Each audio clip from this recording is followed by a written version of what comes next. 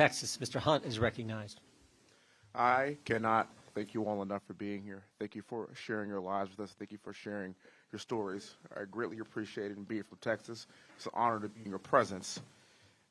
In the 90s, mid to late 90s, New York City was considered one of the safest cities in America. When I was at West Point from 2000 through 2004, I took that train down here many a day. Had a pretty good time in this city, and I felt relatively safe when I did just that. But while Alvin Bragg is a Manhattan district attorney, his policies are not isolated to this borough. His pro-criminal policies are just an example of what Soros-funded district attorneys are implementing across our great nation. Their ideology is responsible for the death, rape, and robbery of innocent people across America, and it is disproportionately impacting poor black and brown people. In Democrat-run cities across America, criminals are given deference and victims are left to fend for themselves, as you have articulated today. Why do these Soros-funded district attorneys put criminals first and victims last? It's what they believe. It's who they are. Our cities are crumbling around us. Criminals are running rampant, and that's because district attorneys in San Francisco, Los Angeles, Chicago, and even my home city of Houston are advocating for pro-criminal policies. And Alvin Bragg fits this profile, in my humble opinion. Let's talk about Alvin Bragg. He's a woke, progressive district attorney with no different than any other progressive DA in our country right now.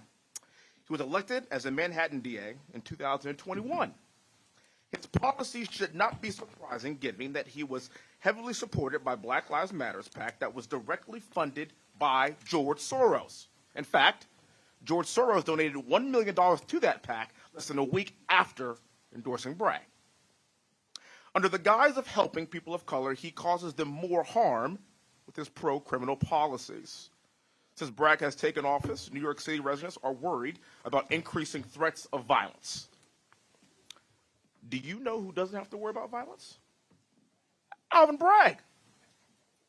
Bragg is surrounded by men with guns every single day. But if you're a regular New Yorker coming home late at night on the subway, you may be robbed, stabbed, raped, or even pushed in front of a train. Do you know what the fastest growing demographic of gun ownership is in America? Black women. Black women. Why? Because they know they have to protect themselves in Democrat-run cities where criminals are allowed to roam free. That is a fact. Now, many of my colleagues on the left like to say that our justice system is two-tiered, that it favors the powerful and connected at the expense of poor people of color. But in Bragg's office, there's a two-tier justice system.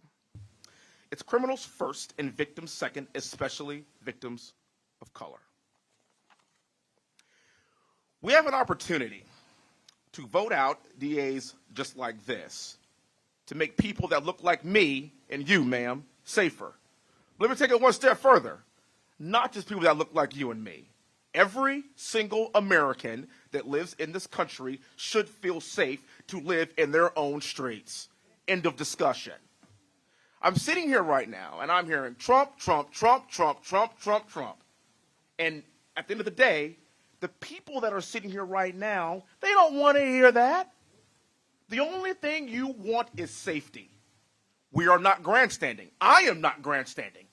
I can assure you, I would love to be holding my 4-month-old boy right now.